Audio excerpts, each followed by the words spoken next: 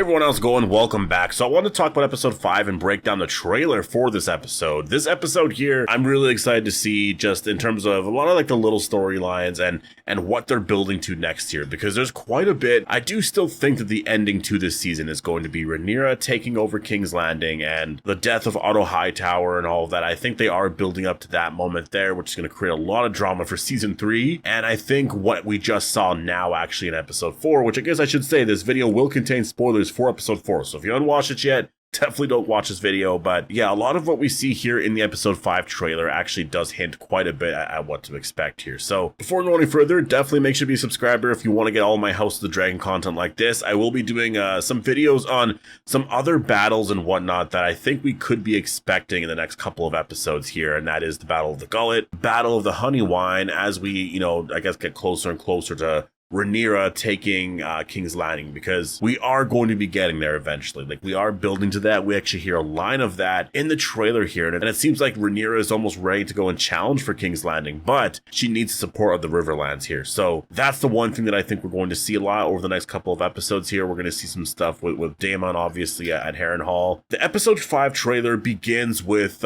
we see the dragon head of Meleys show up here to King's Landing to show what happened to the king and the fact that they actually did slay this dragon. And so whoever's the one shouting out to everybody here in King's Landing, but they said that this dragon was slain by King Aegon, which is just hilarious. And that's a big theme, I would say, in the episode 5 trailer, and we kind of saw it in a lot of the other episodes too this season, which was just that Aemond is kind of better fit to be the ruler here of King's Landing. At least he's a better fighter anyways, right? And I think that's something that Aegon is very jealous over. Like, you can see it. You can just see it in every episode. He seems to be very jealous of his brother. And Aemond, I think they should be getting into that here in episode 5, because we see some shots of him really, like, I feel like wondering about his future and whatnot. And what does happen in the books is that he does become protector of the realm. So that should happen, because King Aegon, yes, he did survive, so I was wondering about that. I didn't know if they were going to change that and, like, kill him off here. I guess the way they're doing it here in the show is just, I do like that. Like, they're really making it seem like this is such a big deal. Like maybe he doesn't survive, right? So I think everyone's going to be worried about that, and that's going to be the big focus here for episode 5 is everyone's reaction is, well, Aegon might die. I don't know if he's going to come back from this, right? So we're going to have to find new heirs. And what do we do for now? We're going to have to help him. There's all the anger that comes with that as well. Like, this actually happened to Alicent's son after Alicent just met with Rhaenyra as well. Like, this is getting really, really personal at this point. And I mean, they're in war right now. Like, there's no going back at this point, right? Alicent in the trailer asks if he's alive, and the fact that they are keeping it a mystery, I think shows that, I mean, obviously, of course, he is alive, but they're going to make it a big reveal, and it's going to be a pretty crazy reveal in this episode. And I do wonder, I don't know what he's going to look like. I know at some point he's going to be able to fight and actually join, like, battle and all of that, at least based off of the stories in the books. So maybe he still always is going to be kind of wounded. He won't be exactly the same, but yeah, it's going to be a really interesting story for the next, like, the rest of season 2 and then going into season 3, right? Like, Aegon the Second Targaryen, for sure. He's never going to be the same again after this. Rhaenyra in the trailer mentions that before we challenge King's Landing, we need the support of the Riverlands, because if we just, go there right now, then obviously there's a good chance that we could lose this. There's 4 episodes left. That's why I do believe that this is going to end with Rhaenyra taking over King's Landing, because if you just look at the pacing of the story and just like the section of the story that they've been telling over the last however bit, it just makes sense that there's going to be a couple more battles. Episode 5 might not be a battle. It might be one of those episodes where you're sort of building up some more character stuff, react to like what's going on and set some plans in motion. But I think episode 6 is probably going to be another battle episode.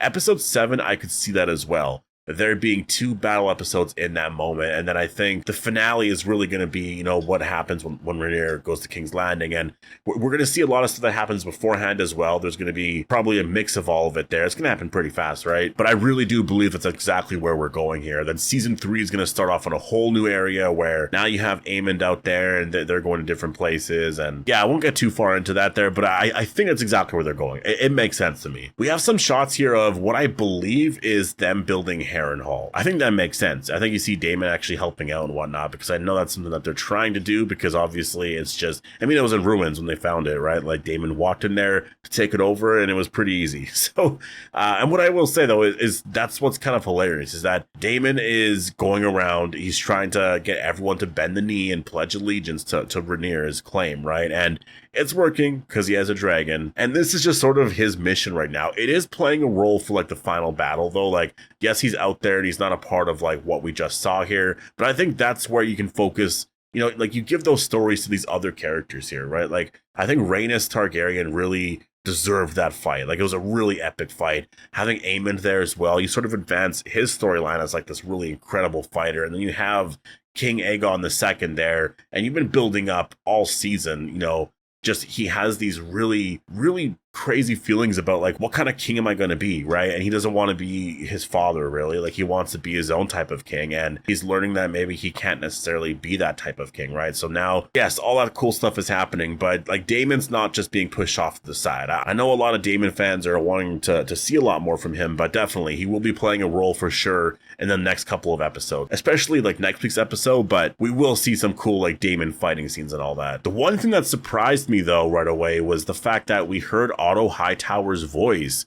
I really was not expecting that, and he actually says the king does not have a lack of heirs. So yeah, referencing that he does have a lot of heirs. Aegon the Younger, like Aegon the Third, I believe is what his name is. He is eventually the heir. I don't think they make him the heir right away. I think there's still some time before that actually happens, but they are going to be discussing that. Like, that line right there shows that I don't know who goes to Otto. I don't know if Otto Hightower comes to King's Landing. He's going to show up in this episode, and yes, they're all probably worried about what's going to happen now. He does have, you know, a lot of heirs, so you just got to sort of choose an heir that makes a lot of sense, just in case he passes. And that's what I mean. I think this is going to be a big focus of the episode, is Aegon's survival, because is he going to pull through here? Like, he might not, right? So it's a scary situation to be in, and yeah, obviously you're going to want to have an heir in place here. And then we have two voiceovers here. The first one says that there's more than one way to fight a war, and then the second one, which is said by Sir Criston Cole, he says that what we must do now is terrible, and that kind of builds up just, you know, the next thing here. Like, all of this started, it was kind of a battle, but how are they all going to respond now, right? Like, I'm trying to view it like, if you look at both sides are just going to be way more upset. Like, at this point, it's a war, right? Like, if you're looking at it from Alicent's point of view, how is she going to respond after what happened to Aegon? I mean, he's technically still alive, right? Rhaenyra lost Rhaenys, right? So that's going to be very, very different. Like, she actually lost somebody very, very close to her. And I'm interested in Corlys's reaction. I think what's going to happen is, you know, he's going to try to leave, and then eventually is like, well, he will become Hand of the Queen, which I'm expecting will probably happen in next week's episode. But big moments are happening here. Episode 5 looks really, really great. I'm so excited for this episode. I can't wait to see where everything is going here. And again, I'm not expecting a big battle episode or anything like that, because we just got that. This is going to be more of focusing on King Aegon, you know, just his survival and whatnot, planning and making the next steps here, as well as Rhaenyra doing the same thing and some stuff that Daemon is doing at Harrenhal. Then I think episode 6, though, is where we're probably going to get some more battles, and we're going to see things move in motion a little bit more here. And yeah, I mean, we're getting very, very close to the finale here. Like, next week's episode is going to be on the 14th, because we're halfway exactly now, right? So on the 14th is episode 5. So 6, 7, 8. So House of the Dragons is going to end on August 4th, actually, which is going to be, for some reason, that seems really quick. Or is it August 11th? I believe. Okay, so it is going to end on August 4th. So there's only 8 episodes. That's actually, I thought that maybe there would be 9. I don't know where I saw that there might be 9 episodes. But no, I guess, yeah, only 8 episodes. They're in production right now for season 3 and stuff. And I'm hoping that there's not going to be like a less amount of episodes. It's possible, like, just because of the story. And I guess that could be one reason why they're doing this here, is that there are chapters and like there's certain moments in the story of all of it where it's not really paced out for a television show. And so maybe you make certain seasons shorter because you just want to have certain moments line up for like finales and whatnot. I can see it if they're doing it for that reason, but yeah, we'll have to wait and see, because I just think 8 episodes, like, it's good for me personally. Like, for The Walking Dead, I wish The Walking Dead, the spinoffs had more than 6 episodes, because they're doing 6, and you can tell some of the story feels rushed at moments. And so